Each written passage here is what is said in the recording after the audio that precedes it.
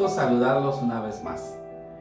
Vamos a continuar juntos estudiando las parábolas de Jesús. Y en esta ocasión vamos a centrarnos en esta parábola que le hemos llamado la lámpara debajo del almud. ¿Dónde nos vamos a basar? En el Evangelio de Mateo, en el capítulo 5, del versículo 14 al 16, que a la letra nos dice: vosotros sois la luz del mundo. Una ciudad asentada sobre un monte no se puede esconder, ni se enciende una luz y se pone debajo del almud, sino sobre el candelero, y alumbra a todos los que están en casa. Así alumbre vuestra luz delante de los hombres, para que vean vuestras buenas obras y glorifiquen a vuestro Padre que está en los cielos. Recuerden que a Jesús le encantaba hablarle a la gente en parábolas. Es más, la misma palabra de Dios nos dice que sin parábolas no le hablaba a las personas Jesús, porque Él encerraba en las parábolas un mensaje, un misterio del reino que quería dejarle a cada uno de los discípulos en esa época y que nos ha dejado a cada uno de nosotros que somos hoy sus discípulos. Por eso Él hacía una comparación. ¿Por qué? Porque una parábola, habíamos dicho, que es esa narración breve que encierra una verdad moral, pero que a la vez trae una revelación espiritual, pero lo hace de forma comparativa.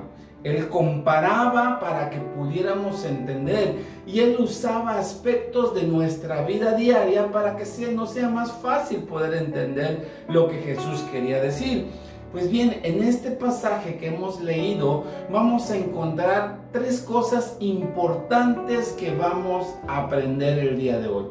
Número uno, nuestra condición original en el reino. Ese es algo que vamos a hablar el día de hoy.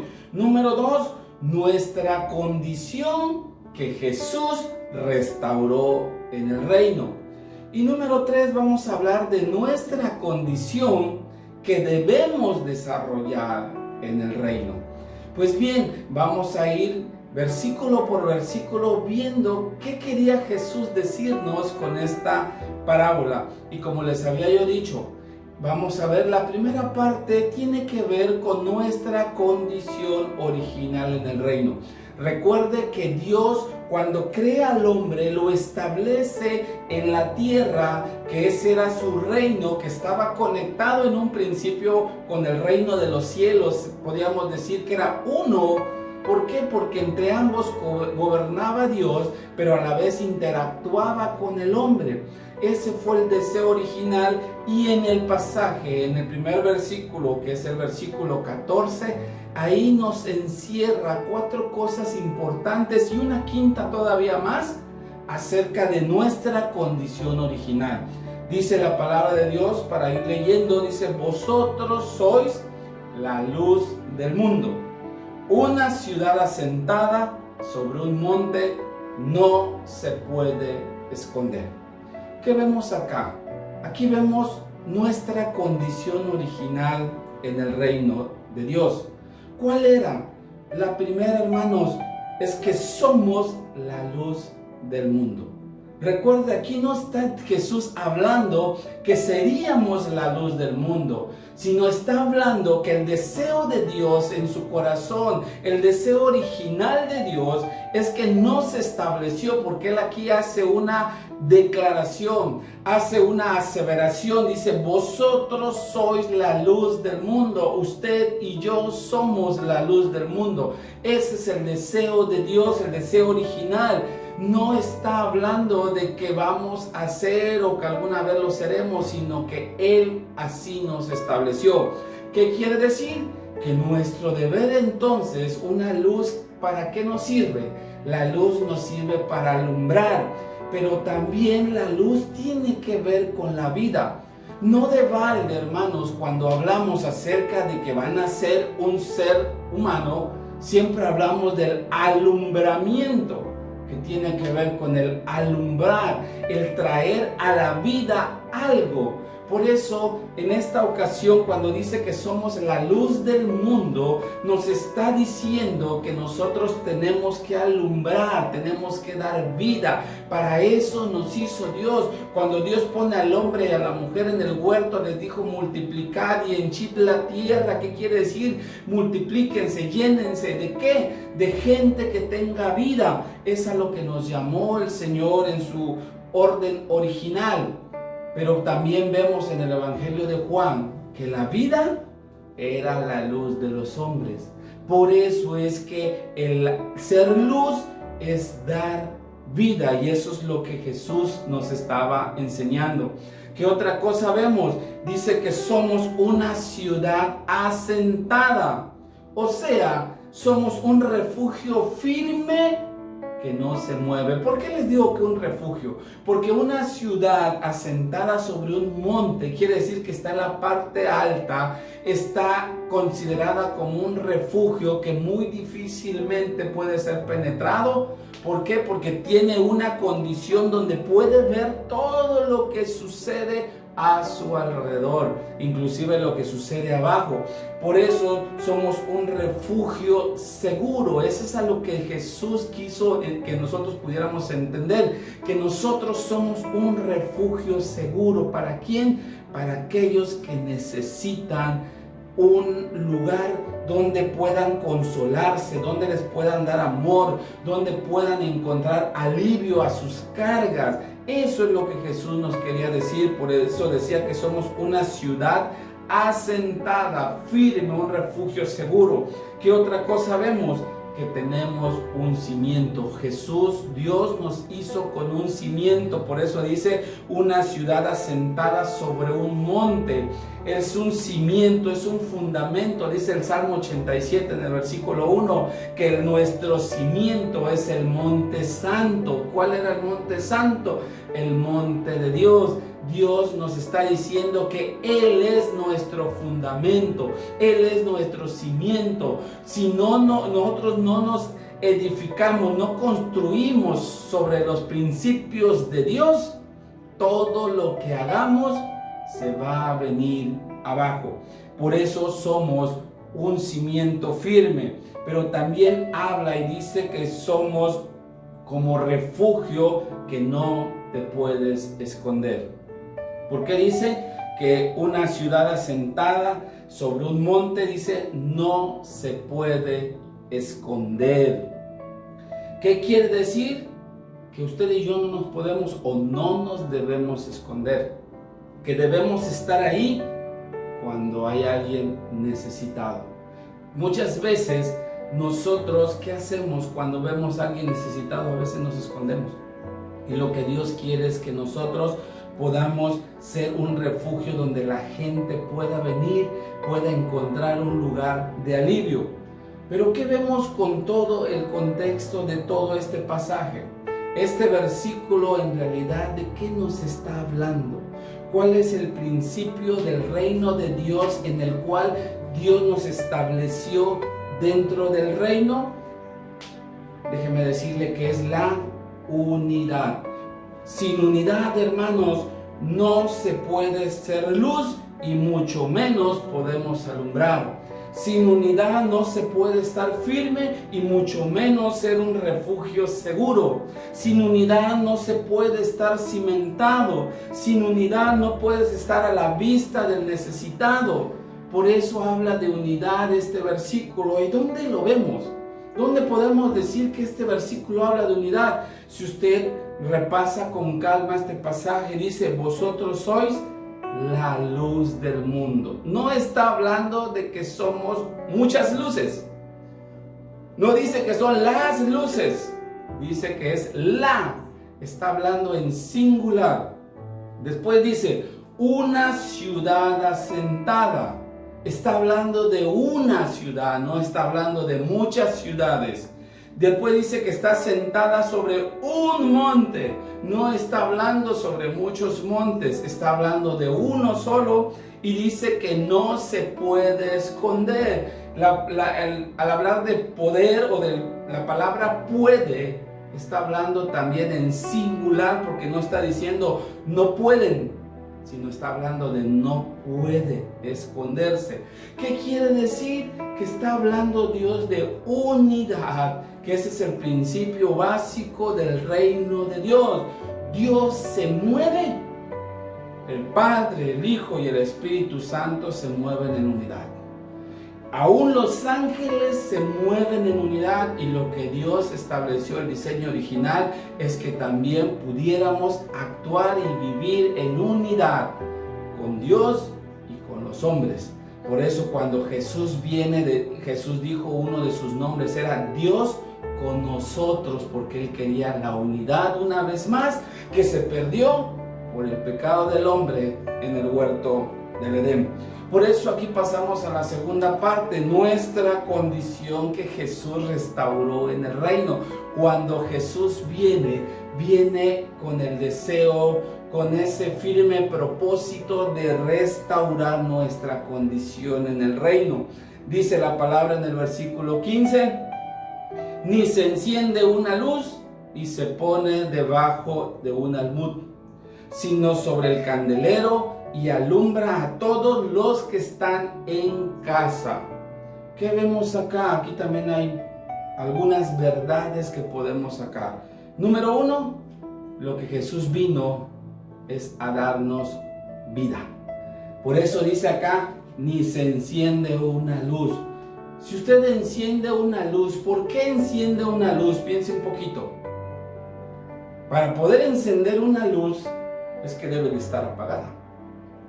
Y por eso cuando Jesús dice ni se enciende una luz, es que está hablando de que Jesús vino a encender esa luz, a darnos vida, a encender nuestra luz.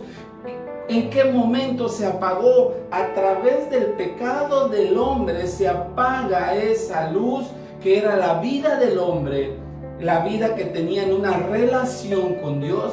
Y Jesús lo que viene a establecer es a darnos otra vez vida. Por eso dice que nos trasladó de muerte a vida. Y Él vino a darnos vida. Por eso nos vino a encender, a traer esa luz que iba a traer en nuestra vida esa relación con Dios, que aunque valga la redundancia, traería a nuestra vida una vida mucho mejor que la que nosotros habíamos escogido. Número 2, que vemos aquí también, que Él vino a sacarnos del escondite, de donde nosotros nos habíamos escondido. Por eso dice que una luz no se pone debajo del almud. ¿Qué es ponerla debajo del almud? Es esconderla. Y Jesús dice, cuando ustedes son luz, dice, yo vine a sacarlos de ese almud para que ustedes ya no sigan estando escondidos. ¿Eso qué quiere decir? Que Él vino a perdonar nuestros pecados. ¿Recuerdan qué hizo Adán cuando pecó? ¿Qué fue lo primero que hizo Adán? Dice que cuando escuchó la voz de Dios, fue y se escondió. Y de ahí es donde Dios lo sacó, de donde tu pecado, Jesús al perdonar tus pecados, te está sacando del escondite donde tú estabas. Por eso es lo que Él vino a restaurar, no a meternos debajo de la almohada, a sacarnos de ese lugar para que nosotros podamos alumbrar. ¿Y eso qué tiene que ver? Que el tercer punto en este aspecto es que Él vino a ponernos en un lugar de honra en el cuerpo de Cristo. Por eso dice que la luz no se pone debajo del almud, dice, sino sobre el candelero. Poner algo sobre es ponerlo arriba. Y cuando hablamos de ponerlo arriba, es una condición de honra. Recuerden lo que dice Deuteronomio. Él nos puso, dice, arriba y no abajo. Nos puso para que seamos cabeza y no cola. Eso es a lo que nos ha llamado Dios. ¿Y cuál es el cuerpo de Cristo? La iglesia. Por eso cuando Él nos pone en el candelero, si nosotros leemos el libro de Apocalipsis en el capítulo 1, nos vamos a dar cuenta que el candelero representa la iglesia. Por eso Él viene a ponernos en un lugar de honra dentro del cuerpo de Cristo. ¿Y qué más vemos acá? Algo tan hermoso y una bendición tan grande que es que vino a traernos revelación de la palabra para enseñar, para que usted y yo podamos enseñar la palabra. Por eso dice, y alumbra a todos los que están en casa. Cuando usted trae la revelación de la palabra, esa revelación le está alumbrando a usted su espíritu, y esa misma luz es la que cuando usted lo enseña le alumbra a la gente que está a su alrededor, le hace a usted, a la gente, darse cuenta del secreto, de esa revelación, de ese misterio que está en la palabra, que usted puede hacer que las personas puedan transformar su vida y también pasar de muerte a vida. Eso es a lo que el Señor nos llamó y la condición en la que Jesús nos restauró en el reino. Pero el último punto es nuestra condición que debemos desarrollar en el reino. O sea, ya hubo un diseño original, ya ese diseño original por el pecado del hombre se perdió. Jesús viene y nos restaura y nos regresa a ese diseño. Pero ahora es mi deber poder desarrollar lo que Jesús ya hizo en mi vida, esa condición que Jesús ya restauró, ahora yo lo tengo que desarrollar. Por eso dice el versículo 16, así alumbre vuestra luz delante de los hombres, para que vean vuestras buenas obras y glorifiquen a vuestro Padre que está en los cielos. ¿Qué vemos acá? Número 1. ¿Qué es lo que debemos desarrollar? Tenemos que dar vida a las personas a través de mi vida. A través de tu vida, a través de su vida, usted tiene que darle vida a otras personas. Por eso dice el pasaje, así alumbre vuestra luz. Ahora es su luz, es usted el que tiene que traerle luz a los hombres. ¿Qué es lo que tiene que traerles? Vida. Cuando usted les habla de la palabra de Dios, entonces ellos al conocer, al creer, al aceptar la palabra en sus vidas, ellos son transformados para pasar entonces de su muerte a vida, y entonces tendrán una vida en la voluntad de Dios, una vida eterna que Jesús vino a regalarnos y que ahora nosotros podemos compartirlo con la gente. Por eso tengo que dar vida a las personas a través de mi vida, y eso tiene que ver con el siguiente punto. ¿Por qué? Porque tengo que dar buen testimonio a través de mis acciones. Por eso dice la palabra, para que vean vuestras buenas obras. Yo tengo que dar testimonio a través de mis acciones, que esa vida que yo recibí de Jesús, a través de mis acciones, yo tengo que trasladarlo a otras personas. La Biblia dice, si de gracia recibiste, da de gracia. Eso es lo que nosotros trasladamos. Pero ¿cómo lo vamos a hacer? A través de nuestro testimonio. La gente nos va a ver. Hoy en día la gente ya no nos cree por lo que usted diga, sino por lo que ellos ven que nosotros hacemos. Los fariseos en el tiempo de Jesús eran todo lo contrario. Ellos enseñaban, pero no vivían lo que enseñaban. Pero hoy Dios quiere que mi condición dentro del reino es que yo lo que enseñe, eso es lo que yo viva, y eso es lo que va a convencer a la gente. Eso es lo que va a ver la gente y va a ser transformada. Por eso dice, para que ellos vean vuestras buenas obras, y no obras para ganarnos el reino, no obras para ganarnos la salvación, sino porque ya soy salvo, soy parte del reino, yo hago buenas obras que le agraden a Dios. No nos vaya a pasar como las iglesias del Asia, donde Jesús le decía, tus obras no han sido perfectas delante de Dios. No, nosotros tenemos que hacer obras que le agraden, que toquen el corazón de Dios, porque ese es el deseo de Dios. Y número 3, ¿qué otra cosa vemos acá? tenemos que enseñarles a glorificar al Padre Celestial. Dice, y glorifiquen a vuestro Padre que está en los cielos. Pero ¿cómo les vamos a enseñar? A través de lo que ven en nosotros. Yo no puedo enseñarle a alguien que glorifique al Padre si yo mismo no glorifico al Padre. Ellos tienen que ver en nosotros, por eso tienen que ver con las buenas obras, y a través del testimonio que yo dé, ellos aprendan a glorificar al Padre.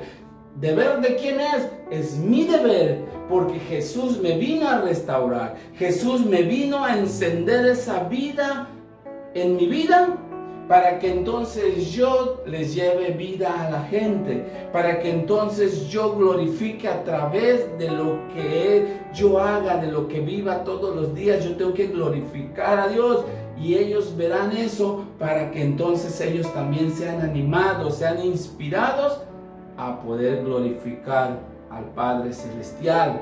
Por eso es importante, y eso es lo que venía encerrando esta parábola de la lámpara debajo del almud. Si somos lámpara, si somos luz, es para que alumbremos.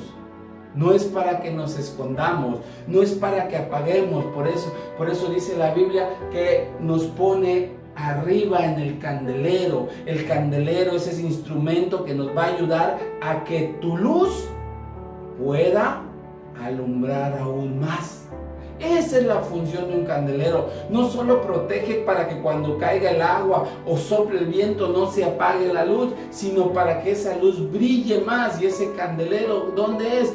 Es el cuerpo de Cristo, es la iglesia donde Dios te ha puesto, para que a través de ahí tú seas luz y puedas tú llenar a la demás gente del reino de Dios, traer gente al reino de Dios, que eso es lo que Jesús está esperando. Pero ¿cómo lo vamos a hacer? A través de la unidad. Que nosotros podamos ser unos como iglesia, como líderes y como cuerpo de Cristo. Eso es lo que nos enseña esta parábola que el día de hoy hemos estudiado. Como siempre te he dicho, yo no conozco la condición en la que estás. Posiblemente tú estés todavía alejado de Dios por causa del pecado. Y a lo mejor estás escondido de la presencia de Dios. Pero Dios quiere hoy restaurar en ti esa luz. Quiere sacarte de tu escondite y quiere revelarte los misterios del reino.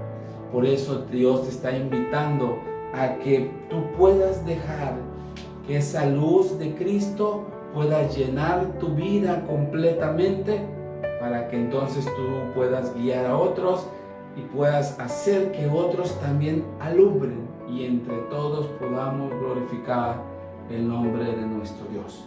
Te invito a que cierres los ojos y podamos orar. Padre, en el nombre de Jesús, hoy te damos gracias por tu palabra. Porque el deseo de tu corazón, Señor, es que realmente seamos luz. Esa condición original, Señor, que tú nos creaste siendo la luz del mundo, que realmente nosotros podamos alumbrar y a través de esa luz podamos llevar tu gloria, Señor, a cada vida, a cada persona que necesita de ti. Que seamos ese refugio que la gente necesitada, que la gente que no tiene esperanza, que la gente que se siente derrotada pueda encontrar un refugio seguro, Señor, en una ciudad que está sentada sobre un monte y que no se puede mover y que tampoco se puede esconder, porque es una ciudad firme, un refugio firme. Señor, ayúdanos a cumplir el propósito en nuestras vidas. Que podamos, Señor, dar luz, dar vida a aquellos que están muertos en sus delitos y pecados. Aquellos que están muertos, alejados de ti. Aquellos que están muertos y que no quieren saber de ti. Ayúdanos a llevar tu luz y que ellos puedan ser transformados y que ellos puedan ver tu poder y tu gloria a través de la luz que tú nos has dado a cada uno de nosotros, y que esa luz los guíe hasta aprender a glorificar tu nombre, Padre. Te damos gracias y una vez más te decimos que tomes nuestra vida, que hagas de nosotros el instrumento que tú quieras y que, Señor, tú hagas de nuestra vida lo que tú desees. Úsanos de la manera que tú quieras, Padre. En el nombre de Jesús, amén y amén. Recuerde algo, Dios quiere que tú alumbres. Dios quiere que tú y yo seamos verdaderamente una luz que lleve vida, que lleve la palabra de Dios y que lleve la gloria de Dios en la vida de mucha gente, de la gente que te rodea, de la gente que te oiga, de la gente que te vea, de todo aquel que se tope en tu camino. Debemos ser esa luz que los guíe hasta los pies de Cristo. Que Dios te bendiga y nos vemos para la próxima.